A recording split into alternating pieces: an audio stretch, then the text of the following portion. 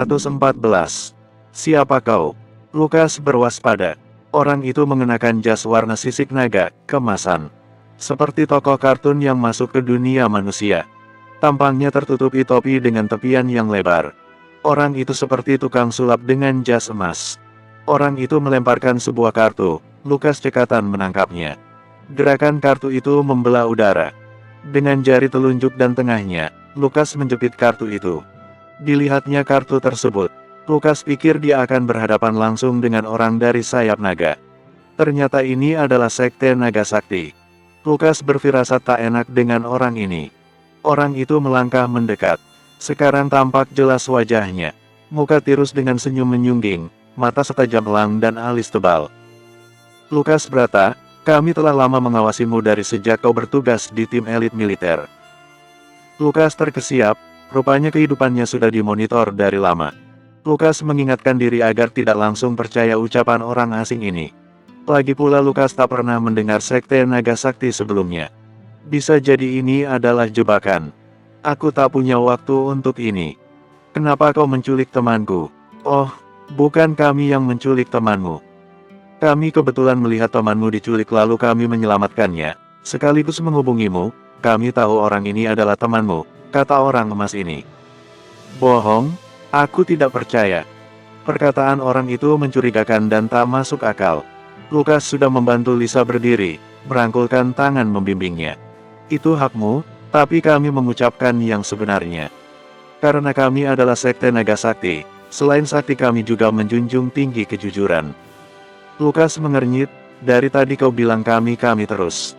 Memangnya ada yang lain datang ke sini? Orang itu tertawa. Karena setiap individu yang tergabung dalam sekte naga sakti melakukan kegiatan atas nama kelompok. Setiap individu bertanggung jawab atas kegiatan kelompok. Karena itu, kami. Ada apa kau membuatku datang ke sini untuk menemuimu? Namaku adalah Saman Sakti, salah satu dari ketua kelompok di sekte naga sakti. Kami membutuhkan seseorang yang sangat hebat untuk mengisi posisi kosong di jajaran kursi para pemimpin kelompok sekte naga sakti seluruh negeri. Kau, Lukas Brata, adalah kandidat terbaik yang bisa kami lihat, jelas Saman Sakti. Namamu seperti dukun Timur Tengah, polok Lukas. Saman tertawa. Nah, kualitas yang kami cari salah satunya adalah jiwa humoris. Yang bakal tenang ketika menghadapi tekanan dan situasi tak menguntungkan. Kami telah mengawasimu Lukas. Tindak tandukmu selama setahun terakhir ini sangat menarik. Lukas ingin menanyakan apa hubungan naga sakti dengan sayap naga. Tapi dia urungkan karena dia lebih ingin mengetahuinya sendiri. Atau jangan-jangan ini adalah salah satu langkah sayap naga untuk mengetesnya. Tapi aku bukan semua itu dan aku tak punya waktu untuk ikutan sekte, kata Lukas.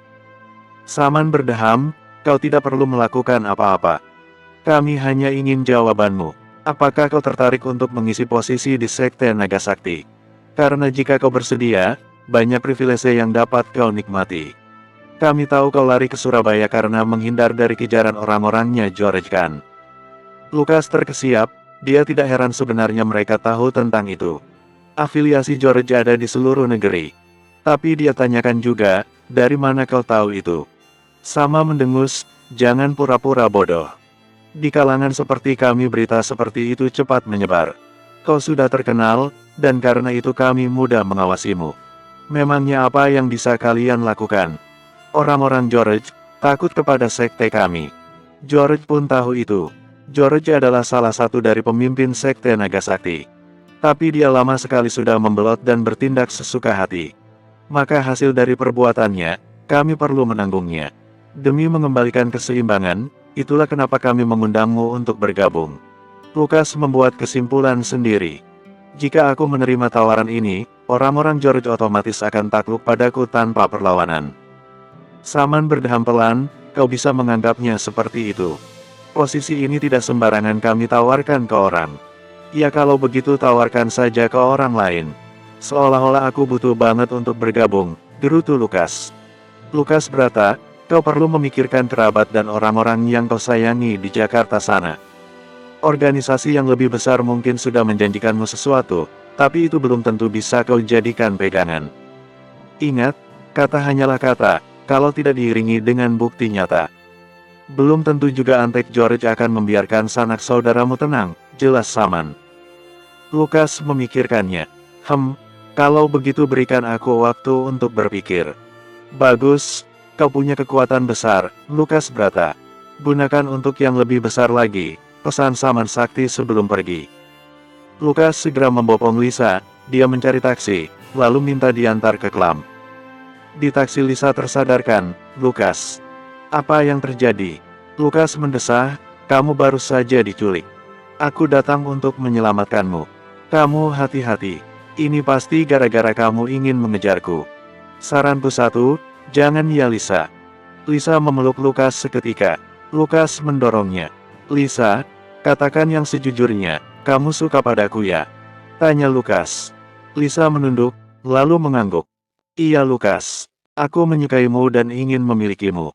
Lukas mendesak prihatin, maafkan aku Lisa. Tapi kita tak akan berhasil. Aku sudah punya tunangan di Jakarta. Mendengar itu Lisa tertekuk wajahnya. Dia tak lagi menanggapi perkataan Lukas. Tatapannya jauh memandang keluar kaca mobil. Belum sampai Klam, Lisa minta diturunkan di tengah jalan. Lukas sudah mengatakan dengan tegas, dia tidak akan mengejar Lisa hanya karena ingin minta maaf. Nanti kalau dia melakukan itu, Lisa akan berharap lagi. Harapan yang datang dari laki-laki yang perhatian kepadanya. Lukas ingin menekan perhatian-perhatian itu. Akhirnya Lukas minta supir taksi untuk putar balik dan menuju kontrakannya. Lukas beristirahat. Esok malamnya dia berangkat ke Klam dan di sana dia tak mendapati Lisa. Lisa kemana? Tanya Lukas pada Dozan di ruang ganti. Dia mengundurkan diri.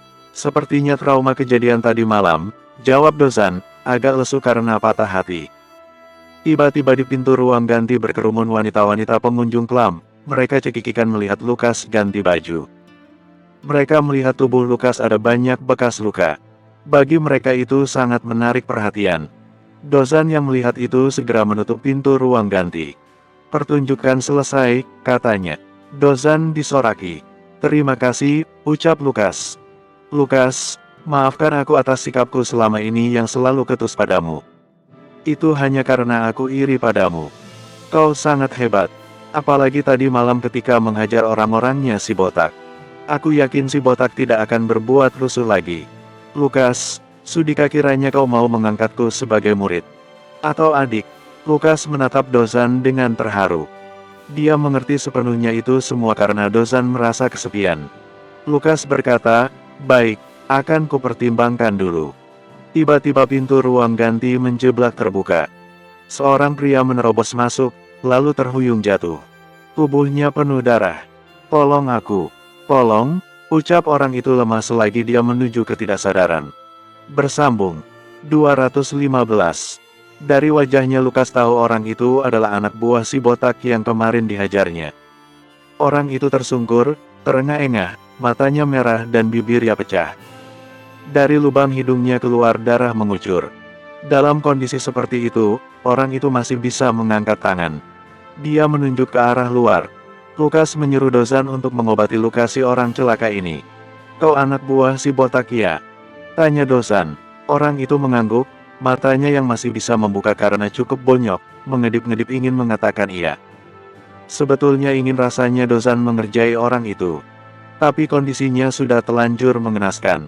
Sementara itu Lukas mengecek situasi di dalam Klam. Dia melihat 3 orang seperit sedang mencari-cari di antara kerumunan pengunjung yang sedang joget. Mereka berpakaian jas putih, necis sekali. Kenapa mereka mengejarmu? Tanya Lukas kepada si anak buah si botak. Orang itu menggeleng kepala sambil angkat bahu sebisanya. Tolong bantu, Tuan, ucapnya susah payah. Suaranya terdengar seperti kodok kejepit selap pintu. Lukas sebenarnya tidak punya kasihan untuk orang-orang macam anak buah si botak. Tapi karena kata ajaib sudah diucapkan, yaitu tolong, Lukas merasa berkewajiban untuk menolongnya. Kalian tunggu di sini, kata Lukas. Lukas keluar dan mendekati 3 orang yang celingukan di Klam. Bukannya menonton wanita berjoget, malah mendorong-dorong mereka dengan arogan. Lukas menowel bahu mereka satu persatu, kalian cari seseorang. Sini saya kasih tahu, kata Lukas. 3 orang itu saling tukar pandang, tapi lalu mengikuti Lukas. Lukas membawa mereka keluar lewat pintu belakang. Mana orangnya? Tagih mereka. Dia ada di dalam sih. Saya ajak kalian ke sini cuma mau ngasih tahu. Tolong jangan ganggu dia lagi, kata Lukas. Wah, kurang ajar. Geram tiga orang itu. Berani-beraninya kau mengecoh kami. Lukas tertawa, gampang sekali kalian dikecohkan. Anak buah siapa sih kalian? Biasanya itu menurun dari cara pikir bosnya. Bosnya cemen ya, anak buahnya juga cemen. Tiga orang itu rupanya membawa senjata berupa pisau lipat taktik. Mereka kesal dipermainkan Lukas lalu mengeluarkan senjata itu dan memainkannya dengan mengancam. Mata mereka tajam menargetkan Lukas. Kau mati sekarang, ancam mereka. Satu orang menyerang. Lukas menghindar dengan mulus dan membuat orang itu lepas kendali tidak dapat berhenti tepat waktu sebelum menubruk tiang listrik. Dua orang berikutnya sama sialnya. Lukas sama sekali tidak menyerang mereka. Mereka yang menyerang diri sendiri. Keduanya tak sengaja saling menusuk dada, lalu ambruk. Lukas merebut salah satu pisau lipat. Kemudian satu orang yang menabrak tiang itu memberi serangan balasan. Lukas memutar sambil memegang pisau. Pisau tersebut mengiris baju si penyerang. Baju penyerang itu robek hingga melepas baju separuhnya. Kalau kau masih mau menyerang lagi, aku pastikan yang robek bukan lagi bajumu saja, ancam Lukas. Akhirnya tiga orang itu mengaku kalah. Mereka menjatuhkan pisau lipat di hadapan Lukas. Lukas memungutnya, menyimpannya barangkali nanti akan butuh. Ya sudah, pergi sana. Bentakan Lukas membuat tiga orang itu bangkit dan kabur kalang kabut. Darah menetes karena mereka bodoh mencabut pisau di dada. Lukas masuk lagi ke dalam menuju ruang ganti. Anak buah si botak sudah duduk sekarang, wajahnya sudah dilap. Luka di bagian tubuhnya sudah ditekan pakai kain lalu dibebat. Dia masih terengah-engah. Jelaskan apa yang terjadi, perintah Lukas. Orang itu mengambil napas, menenangkan diri. Mukanya selain masih berlumuran noda darah, goresan luka dan benjolnya masih kentara. Orang itu mau ngomong tapi meringin kesakitan berkali-kali sebelum akhirnya bisa bicara. Kami diserang oleh suatu kelompok. Kelompok Liga. Mereka musuh kami di wilayah ini. Tolong bantu bos saya, si botak disekap oleh mereka. Lalu kenapa kau membutuhkan bantuanku? Kan kemarin aku habis menghajar kalian. Orang itu bersujud di kaki Lukas. Kami mohon, si botak dalam bahaya. Kalian ada perselisihan apa memangnya? Perebutan wilayah kekuasaan, biasa, yang dilakukan geng-geng, jawab orang itu. Lukas mendesah, tak suka terlibat lagi dengan masalah seperti ini. Tapi apa boleh buat, orang yang mau ditolongnya mengucap kata ajaib lagi. Di mana mereka menyekap si botak? Anak buah si botak mengatakan di mana alamatnya. Nama bosnya adalah Butler, kata si anak buah. Markas kelompok Liga, mereka menyebutnya. Malam-malam Lukas pergi ke sana. Jalan kaki. Kebetulan tidak jauh juga. Lukas mendengus, rebut-rebutan wilayah kekuasaan. Padahal mereka tak punya hak atas wilayah manapun. Dasar preman-preman tak tahu diri. Markas kelompok Liga adalah sebuah tempat bermain biliar. Dan di situ lagi ramai orang berkumpul menonton tayangan sepak bola. Lukas masuk lalu berseru, Butler. Orang-orang dalam ruangan itu langsung menoleh ke Lukas yang datang seorang diri dengan lagak menantang. Salah seorang dari kerumunan itu menghadang Lukas. Siapa kau? Kau siapa? Kau Butler. Aku ingin bertemu Butler, kata Lukas. Terdengar suara erangan dari salah satu bilik biliar. Itu pasti suara si botak, pikir Lukas. Mau apa kau? Tanya orang Liga. Bebaskan si botak, jawab Lukas. Tidak bisa, si botak berurusan dengan kami. Kau tak ada urusan. Siapa kau memangnya? Aku penjamin si botak. Buruan panggilkan Butler, biar kita adakan perhitungan sendiri, kata Lukas tegas. Orang yang disebut Butler, keluar dari bilik biliar itu sambil menyeret si botak. Si botak kondisinya juga sudah mengenaskan, tidak jauh beda dari anak buahnya. Yang kau maksud orang ini? Kata si Butler. Aku Butler. Kepala si botak seperti lollipop dicelupkan saus. Penuh darah. Matanya sudah sipit karena kelopaknya bengkak. Tuan Lukas, tolong saya, rangnya. Lukas menunjuk Butler. Kita bertarung 1 lawan 1, siapa yang menang berhak mengadili si botak. Aku datang ke sini untuk mengambilnya, karena dia belum selesai urusannya denganku. Orang ini memang suka bikin ribut. Butler, yang meskipun bos tapi pakai bajunya seperti seorang pelayan rumah mewah, tertawa, bertepuk tangan. Nah, mantap. Begini aku suka. Mau bertarung pakai apa nih? Kau yang pilih. Oke, pakai pisau kalau begitu. Pertarungan jarak dekat. Terserah, Lukas bersiap. Dia mengeluarkan satu pisau lipat yang dirampasnya dari anak buah Butler. Oh, 3 orang yang kusuruh sudah kau kalahkan duluan rupanya. Hebat sekali. Tapi mungkin tak sehebat aku sang Butler, Seloro Butler. Tidak usah banyak bicara, serang sekarang kalau berani. Tantang Lukas. Butler pun bergerak, dia menyorongkan pisau ke arah dada Lukas. Tapi dengan mudah Lukas menangkisnya sehingga pisau di tangan Butler terlempar dan menancap di punggung tangan orang yang menonton pertandingan bola. Sorak-sorai menyusul kemudian. Butler kini tak bersenjata, Lukas juga membuang pisaunya, kena juga ke punggung tangan orang. Kini dalam jarak dekat, Lukas melayangkan bogem mantapnya ke perut lalu rahang Butler. Orang itu seketika terpontang-panting di udara, lalu ambruk jatuh ke lantai. Sekarang, sudah kapok kau. Lukas mencengkeram kerah Butler. Bersambung.